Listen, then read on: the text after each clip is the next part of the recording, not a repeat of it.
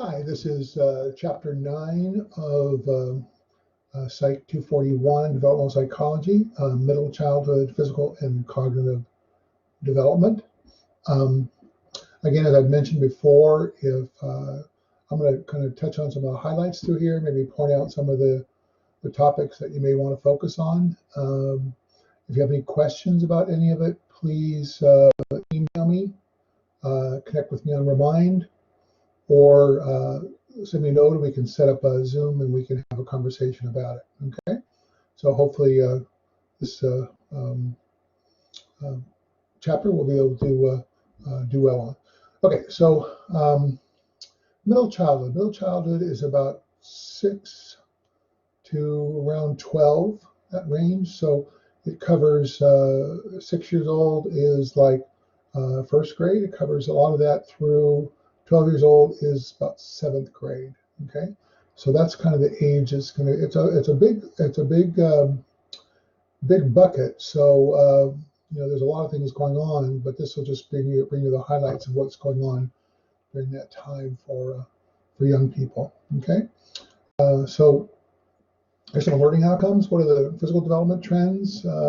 Interesting, maybe not as interesting as some of the other stuff. I hate to say that, but I think that some of the psychological stuff is more interesting. The physical and motor development are tied a lot to it, so that's why it's important to cover it. Attention deficit hyperactivity disorder, some of those things as well. Piaget and Kohlberg, there's a motor development. Motor development is a huge part during this time, middle school. I think back to that, late elementary school, all the stuff that's going on. People are challenging different laws and rules and those kind of things in schools and whatever. So there's a lot going on in young people's worlds. Other thing was information processing, intellectual development. So we're talking about IQ tests and different theories on intelligence and how it's come from one basic measure to now, when you actually look at Gardner and others, it actually goes into many more, anywhere between 9 on up. Okay, so there's many other aspects to it than just the pure number of IQ.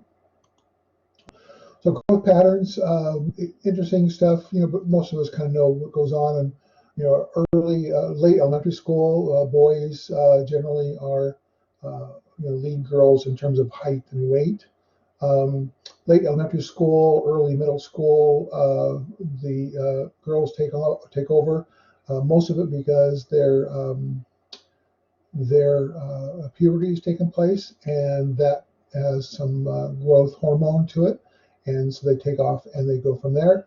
A little bit later, high school, the boys start catching up and generally surpass the girls in terms of a normative perspective. Certainly not everybody, but normative perspective they do. Here's the charts. Again, I think these things are really loaded with a lot of information, probably way more than we need or have to have, but it might be interesting just to kind of look at it, a number of years and weight and height in there. So, and you can look at different percentile rankings and so on and so forth. Anyway, kind of interesting, but probably way too much information for a lot of what we need to cover for today with this. So here's what I just talked about.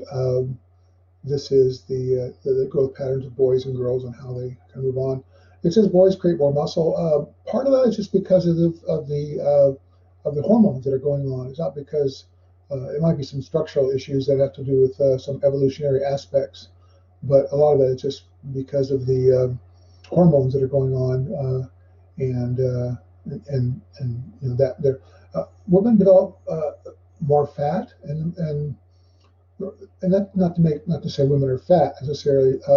Part of it has to do again with childbearing, and I think the evolutional aspect of having that fat available for conversion to energy at a time when it might be needed, but probably not so much needed in today's society, but probably was needed at some time in the past.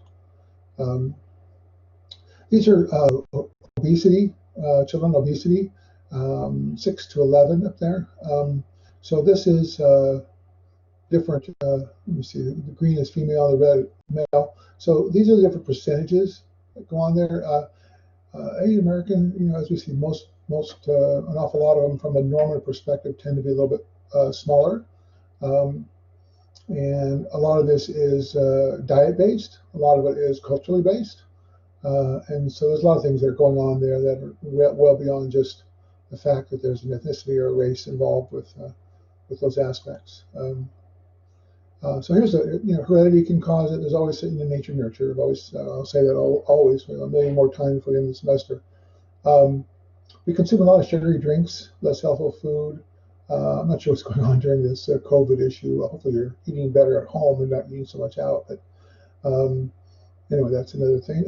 So we don't do breastfeeding as much as we used to. Breastfeeding is a really good thing for young children to help them, and it's good for the mom too as we go forward. Television, other media, a lot more stationary, lack of physical activity, limited access to healthy, affordable foods. Eating healthy is much more expensive. In most cases, there's probably some people who would say no. Certainly, grow your own garden and stuff like that are some ways to do it. But to buy health foods is usually a little more expensive than to buy the things that are not as healthy. So anyway, there's some issues there with socioeconomic status and so on and so forth. So motor development, gross motor skills. Most children, by the time they get to that age of 12, they've pretty much have their gross motor skills, are certainly functional and are doing fairly well. Although they start to grow, and I think the fine motor skills will really start what go forward from that point on. Students, children are able to run and walk and those kind of things. Some of the strength aspects of it will get improved, but a lot of this is this fine motor skills is what really needs to improve as they hit this age, and it really starts in the 6-7 year old. And a lot of that's just basic chores, and so your parents can say, well, we're giving you chores, we want to improve your fine motor skills. Well, that's probably not the reason, but it certainly would be a good thing if you haven't had children yet. You want to give them that. That's certainly something that may work. I don't know. Motor skills, gender differences. We've gone over that a little bit before. There are some differences in motor activities. Usually boys have more forearm strength, and part of this is occasionally you'll see a young lady that is successful in like Little League or something like that really has a strong forearm and bicep area. But most women are much more effective in softball, which is the only skill that really changes is the pitching. And but there's no way in the world I'd want to face one of those softball pitchers. I'd much rather face a baseball coming at me. But those softball pitchers are, especially at the college level, are absolutely incredible. But this limb coordination helps them in dancing, gymnastics, and balancing. So yeah, there might be a preferential perspective in terms of these aspects, but also there's a physical perspective. Certainly guys can dance, guys can do gymnastics, and guys can do balancing, but there is an overall flexibility issue that can occur that can help them in those aspects. Okay. Exercise and fitness, most of us know this, it's certainly important. We don't do it nearly as much as we should. And aerobic exercise as well as anaerobic is really valuable in terms of heading off diseases and so on and so forth. So how does that affect learning? So hyperactivity really is the ability to be able to kind of, I don't want to say sit still, sounds like a old school phrase, but be able to focus on what's being presented. So if you can't focus on it, it's hard to learn it. So ADHD or ADD are different hyperactivity issues. It generally is controlled. Certainly can be a diet issue, but generally there are drugs that are used to control it. And I think we moved away from a little bit, but it was a case about 8-10 years ago that anytime somebody was acting up in school, we just gave them the drug. and we didn't do a lot of research to determine what was really the issue. Sometimes it might have just been boredom. Other times it might have just been, the person was just kind of a rascally person, but it really has nothing to do with ADHD. But we just gave them drugs to quiet them down, and then that kind of dulled them, and it took care of that issue, but it created some others. Anyway, that's kind of a personal editorial there. So it really has to do with the nervous system, and there's this activity of the dopamine and noradrenaline. These are things that are stimulants that are at the executive center of the brain, and they control the primitive areas, which is the brain stem is where those are located.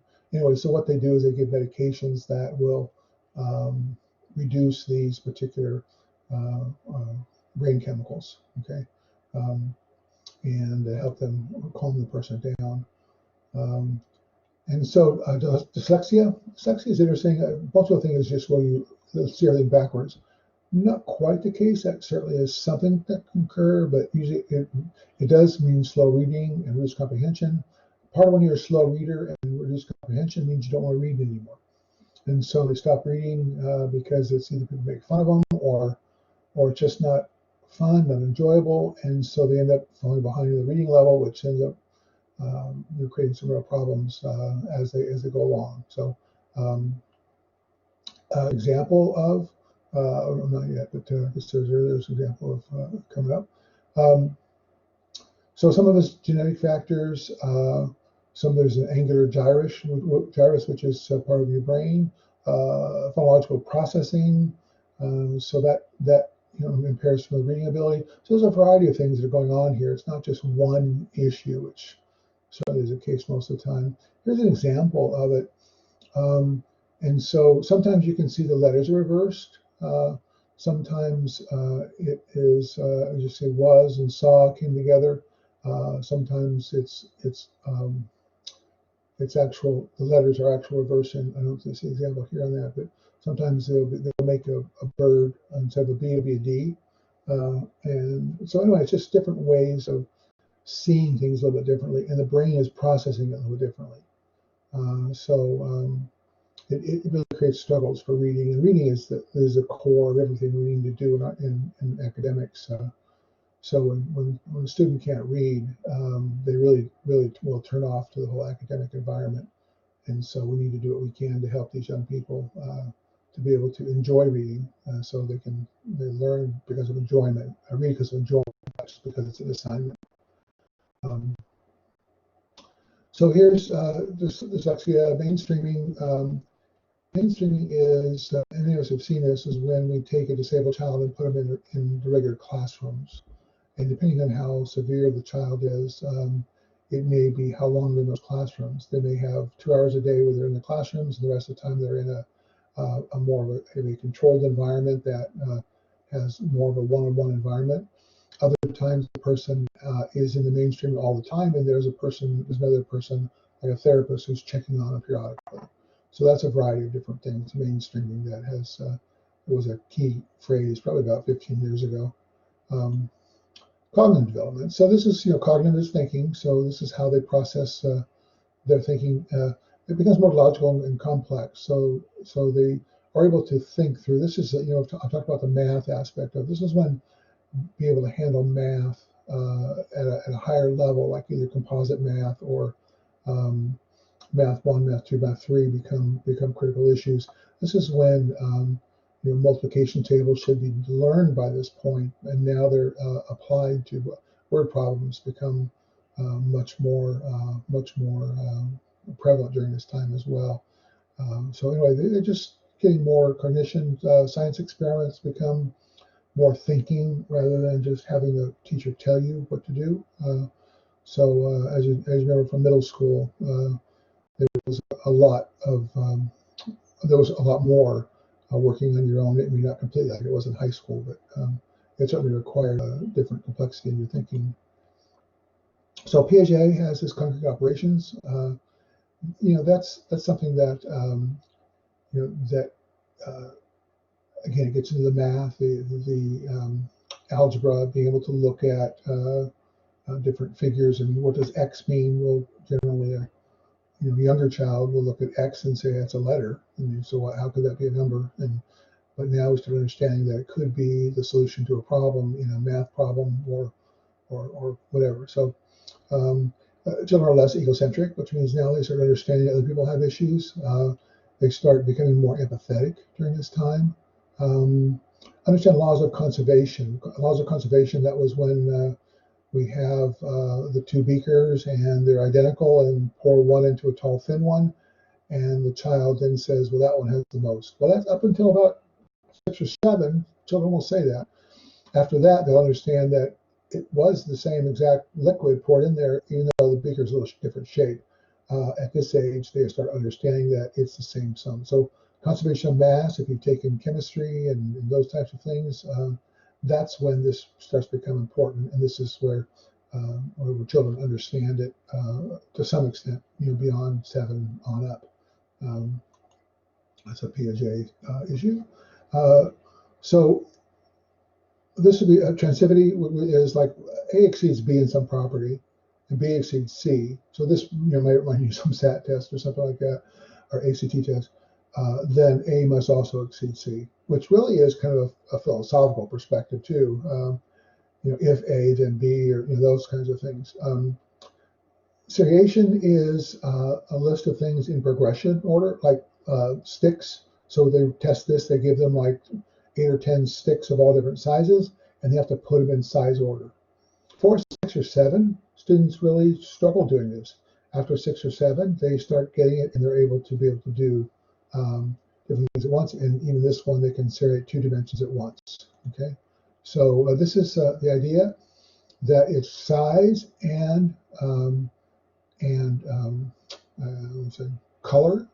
So they actually have 2 things. They're putting the smallest green here, the largest white down here, and they're able to do this as they go forward. So this is what children are learning to do in this time frame, and they're able to do these kinds of things. This is how it's kind of tested. If you took a test and they asked you to, you wish you would have this many, but you may have sticks, like popsicle sticks or something like that, that may have different lengths, and you put them together. It might even be different colors too at this point.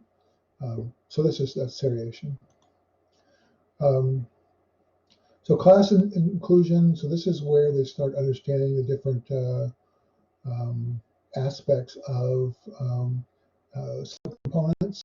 Okay, so if something is a larger thing like a ball, okay, is it a basketball? Is it a baseball? Is it orange, or is it white, or so on and so forth?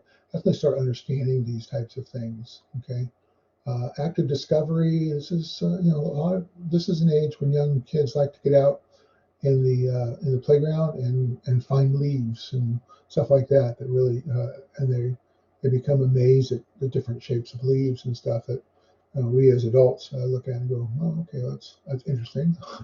But they get really excited about it. So they start understanding this, and they start creating a level of curiosity. And it's important for us as the adults in lives to be able to ask questions of them, and to kind of pique their curiosity about why do leaves turn color like this time of year? Why do they turn red? Why do they turn yellow? Why do some not turn at all? And those are some good questions that would young people would be good to present to them this time of year. So moral judgment. This is kind of a Piaget thing, but that's really why students do things. Why young people do things that have a moral component to them.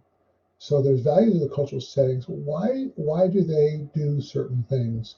The moral reasoning is something they process it through their cognitive development. They think about it. It goes through their frontal lobe, and they come up with that, id, ego, and superego kind of concept, and decide to do something or not do it based on their moral reasoning. A lot of it is based on their parenting styles that they've been exposed to, and different learning aspects they've had in the past as well. So Piaget has this moral realism, and so when something conforms to authority, then it must have some moral aspect of it. and this is objective one and imminent. So the retribution for wrongdoing is so this is imminent would be something, if I do that, I'm going to get in trouble. And this is kind of objectively, that's the right thing to do. Okay, so which kind of, it's a common sense versus if I do it, I'll get in trouble. And this is more, so autonomous morality is kind of when someone makes a decision, I'm going to do something. The id says do it and you're not going to get caught, and the ego's in the middle saying, ooh, I better not.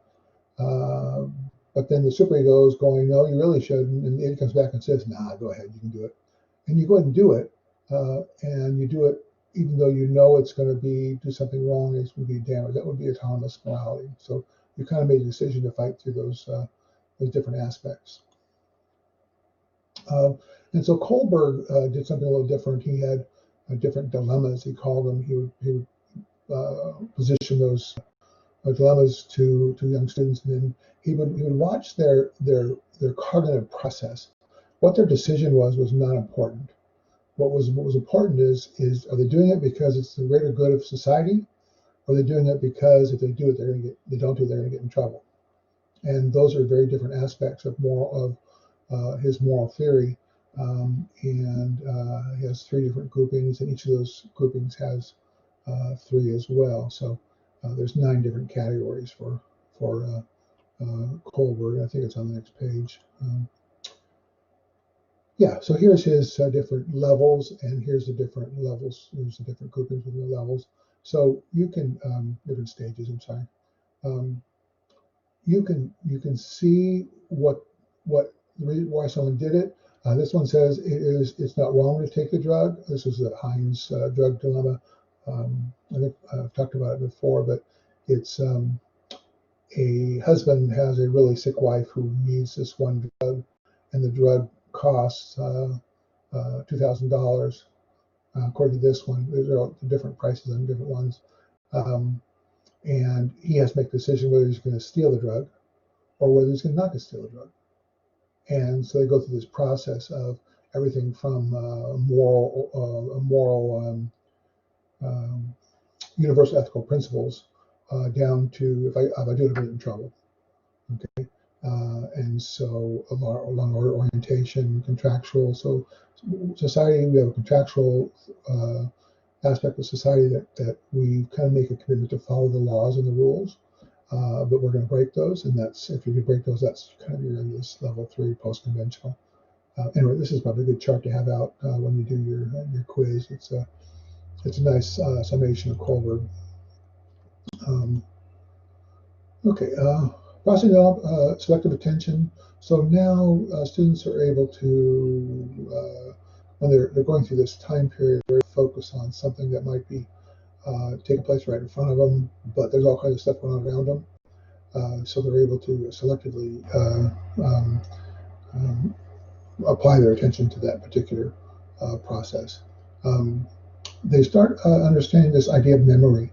I don't mean understanding it from the academic perspective, but they start learning how to process memory and how to take that and recall the data that's there, develop the ability to solve problems. So this is word problems become really big during this time. If you're a parent or an adult in their lives and you ask them questions and guide them through this process several times, all of a sudden they'll start doing that themselves. If you just give them the answer, which sometimes that's a quick and easy way of doing it, they don't learn how to do this. And that becomes a problem later when they become an adult. Selective attention, this is kind of how they learn to do it. And even they get to the point later in this, in the 10, 11, 12, they develop this ability to be able to attend to multiple aspects at once. Okay, so a lot of that has to do with like when you get into sports or dance or other aspects where there's multiple things going on, a drama.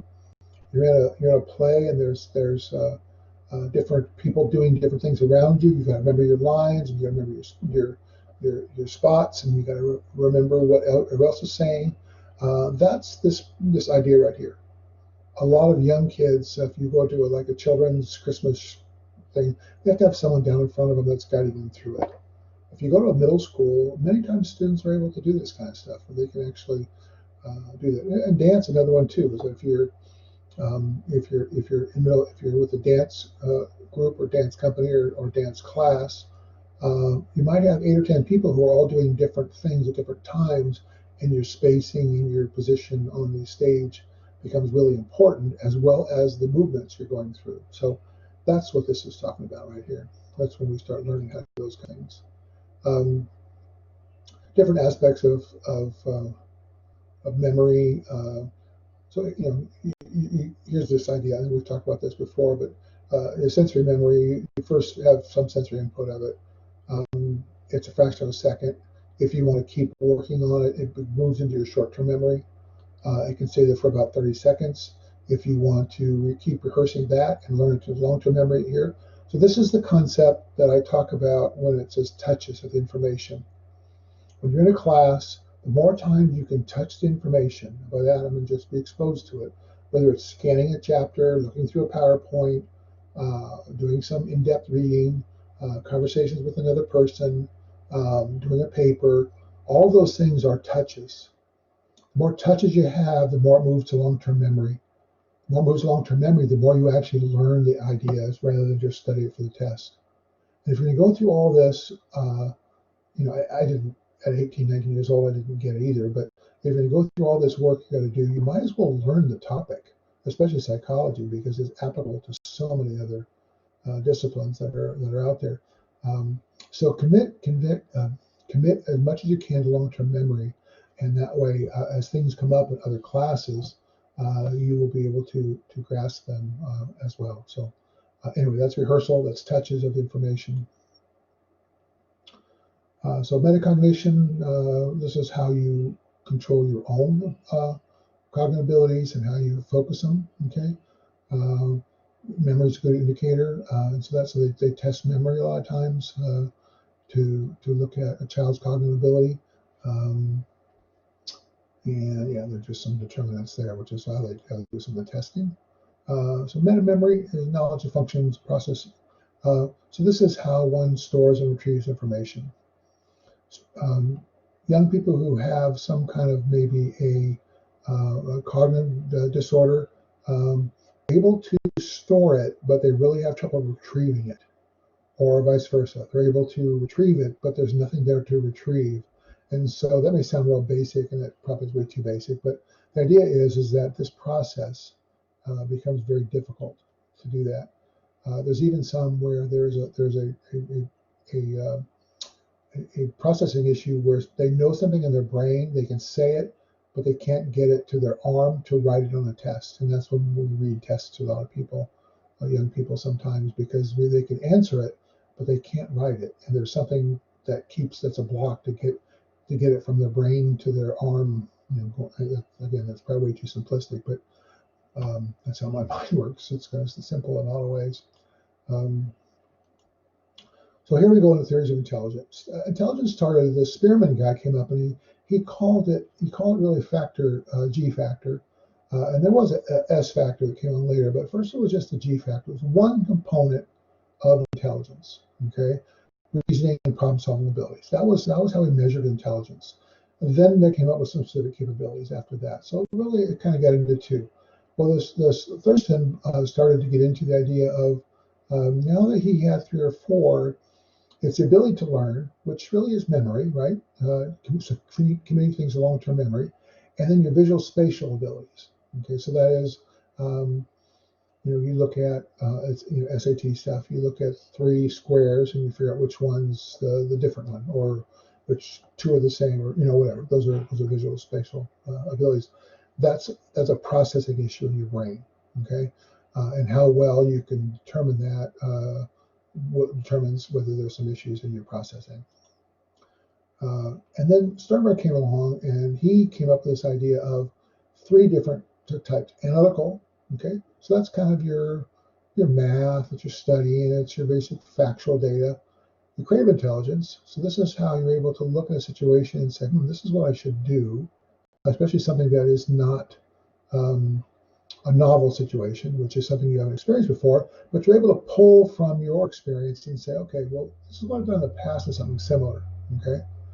And practical intelligence is when you're actually just this is what's going on in front of you, and you're just moving to try and keep up with it and go forward. So these are three types of intelligences that Sternberg came up with.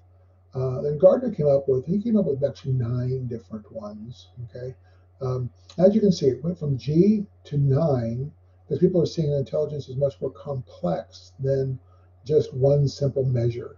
Okay, and so Sternberg went through and he has these different ones. I think there's a better one, the next one.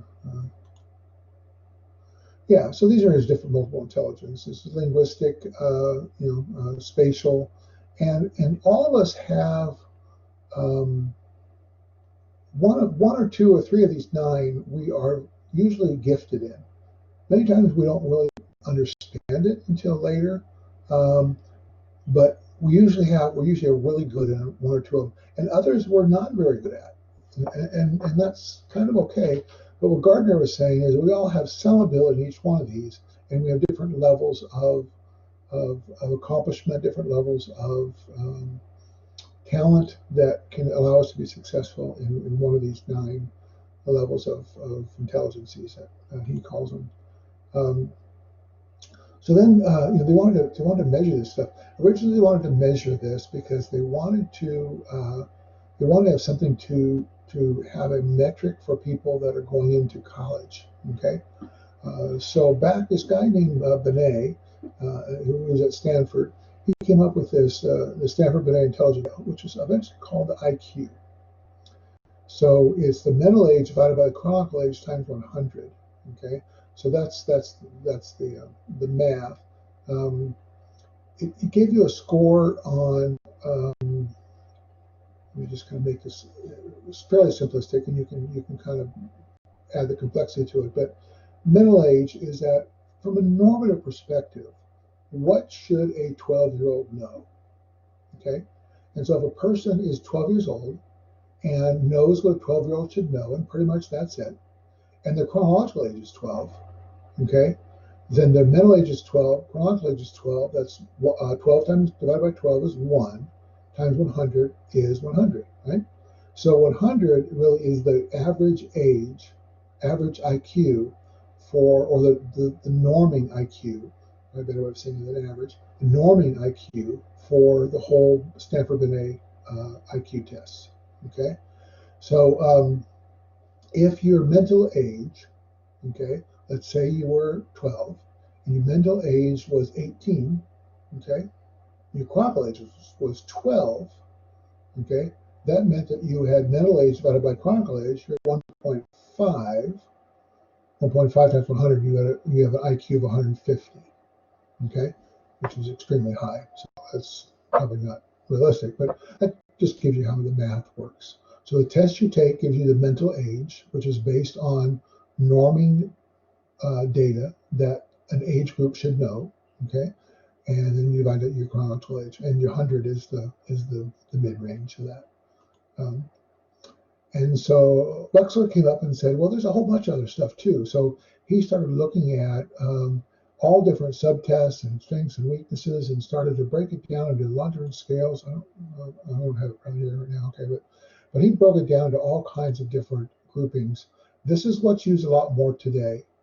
Not so much the IQ tests are not used so much as the Wexler scales. I think it's 4 now, version 4 now.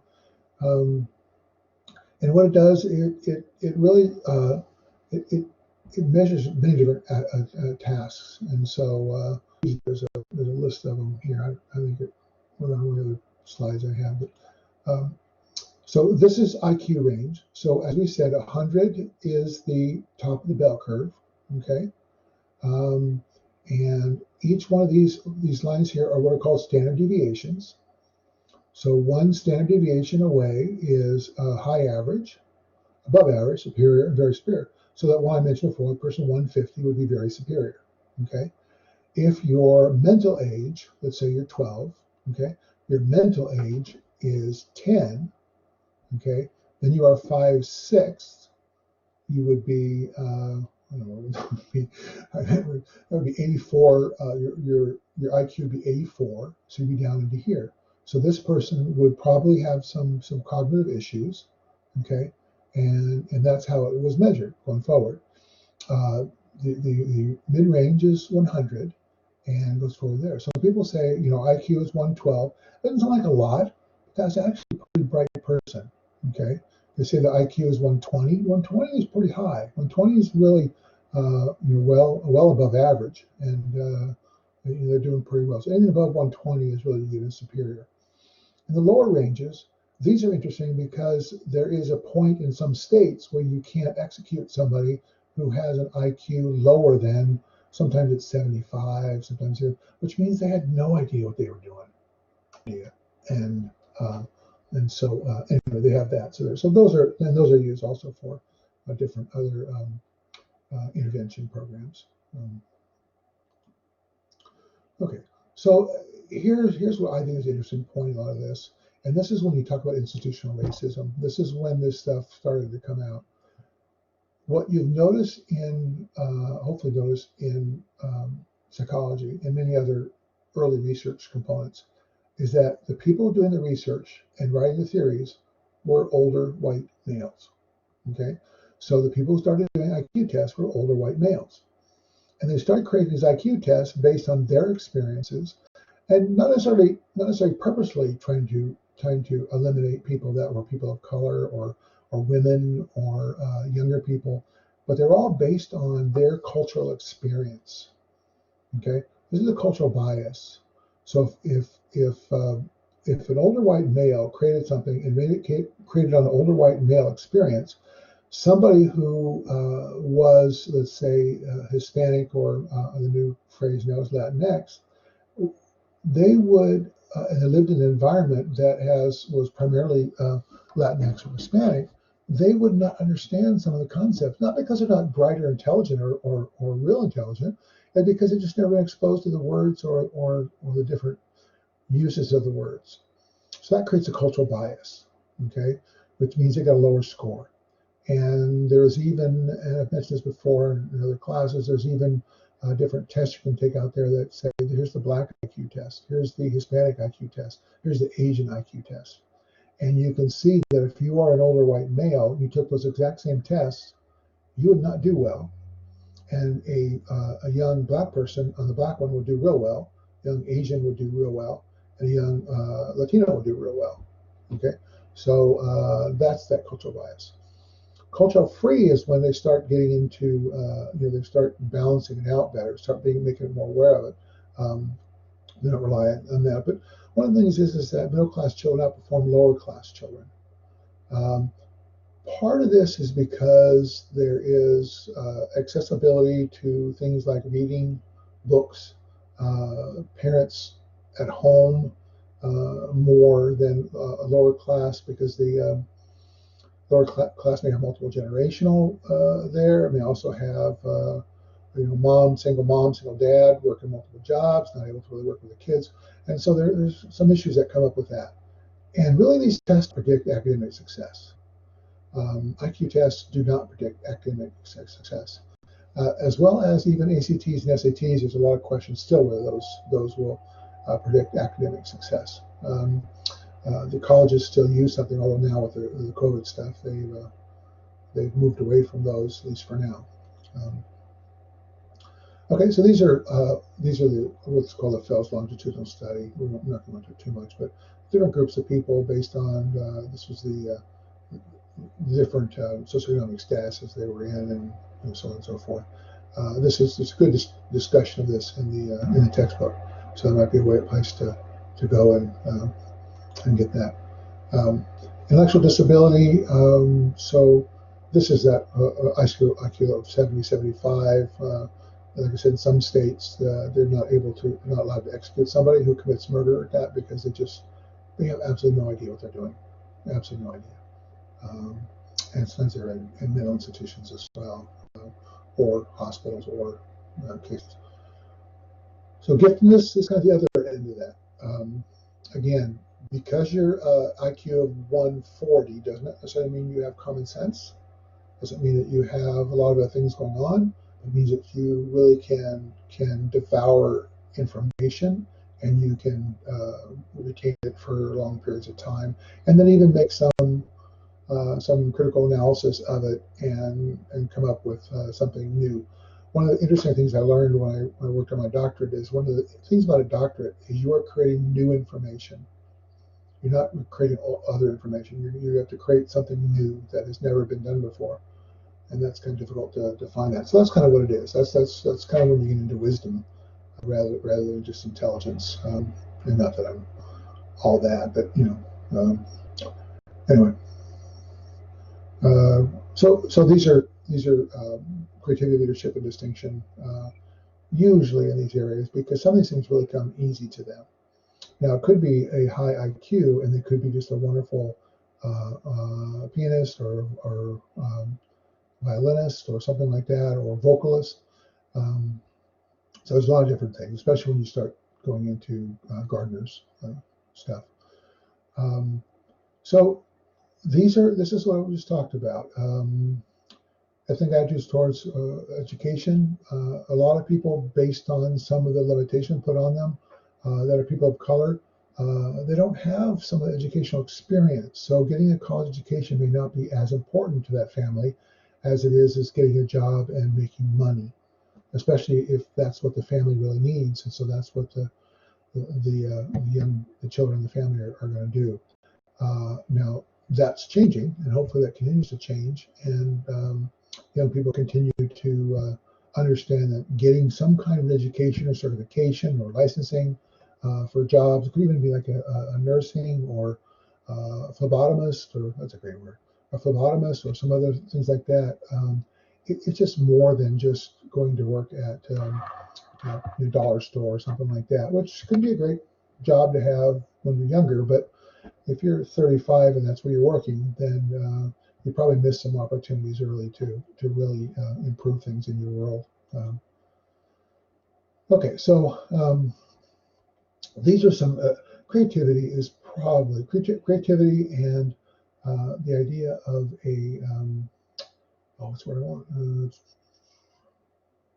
It'll come to me. So creativity is real important when it comes to be able to solve problems and be able to think through things. And the two aspects of that, convergent thinking, when things converge, they come together. So so you start thinking about, what is a single best problem? So you've been in groups, whatever, they say, okay, let's come up with a solution to this problem, and somebody mentions a solution and everybody tries to prove that's the right solution rather than going into really true brainstorming. Divergent thinking is just the opposite. Divergent thinking is there's a open discussion about what are all the opportunities, what are all the options. Okay. Now, both of these are needed at different times, depending on if this is convergent thinking and you're in a fire in a building and you're EMT or something like that. You want to have convergent thinking because you want someone to get to the best solution and get going. Divergent thinking would be if you're going to build let's say a bridge over a river and you want to make it the best way. This is kind of the way you want to go. Okay. So there's places for both of it, both of these, depending on kind of your situation that you're involved in. And so this is the nature nurture kind of aspect of it. There's a heritability of 40 to 60%. They measure that a lot of times by identical twins, and they maybe get separated at birth, and they have the exact same DNA basically, and one ends up getting his IQ of 105, the other one's IQ of 115. And what's the difference? The difference has to be, it can't be heritability, it has to be basically nature nurture, it has to be nurture aspect of it. So the one that had 115 grew up in an environment that the parents both had advanced degrees, the mom maybe stayed home, again that's probably a little bit chauvinistic, but the mom stayed home, well, the parents stayed home and read and worked on their homework and helped them, versus the other one went to an environment where it was a single parent who the person struggled to just get their homework done by themselves. Okay, those are things that are going on there with that. Okay, language development. These are some things that are going on. 10,000 words by 6. That seems like an awful lot, but I guess when you think about it, start counting them, that's a lot. semantic sophistication. That's when they start being able to create more expansive sentences, okay, where they start adding adjectives, adverbs, clauses, things like that, and they start really creating, being a true creative writer. In middle childhood, the more complex grammar. So these are connectives and so they're phrases, phraseologies. They have sentences that are more than 3 words, things like that going forward. So they really start developing it more so in middle childhood. And so these are different ways of teaching reading. Nowadays, a lot of it, phonetic used to be really huge before, but it led to some issues because there are some issues in the U.S. English that we have that they don't match the laws or the rules. You can't really just sound them out. Word recognition became really big with cards, and you just recognize stuff and cite vocabulary. I think the best one is some combination of these three, where students can work between them, because as it is with most all things, is we probably lean towards one or the other, and we kind of use those to go forward to teach reading. Okay. Bilingualism is really kind of interesting. Is there has been some research, I don't think it's in this, but there's some research that shows that students who grow up in a bilingual environment tend to have a real advantage over students who have just learned one language. So I would say that someone in our country that knows Spanish and English, or what's another language? I don't know, German and English or whatever. But they tend to have some advantages in terms of their abilities to think, the ability to process. They're a little more cognitively flexible. Sometimes what they have to do is they have to translate. So if their language at home is Spanish, and somebody says something, they have to translate from Spanish to English and respond. Other times it just happens so naturally that they've created this flexibility in their brain that they hear something in English, and it automatically and they're actually hearing it in Spanish at the same time. So I don't.